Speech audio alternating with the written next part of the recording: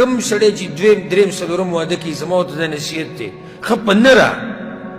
دا مه وایه چې بچي او بچي بچو نه شي هېرېږي څه به وکړي بچي نه ستا په کور کې نه ستا په ځمکه باندې دي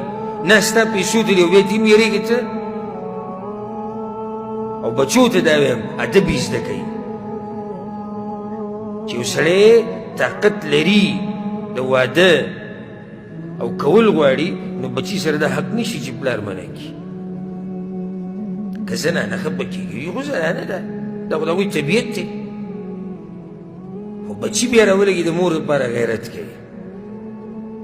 دا وایي زموږ دا پلار ډېر ظالم دی وایي او ده وایي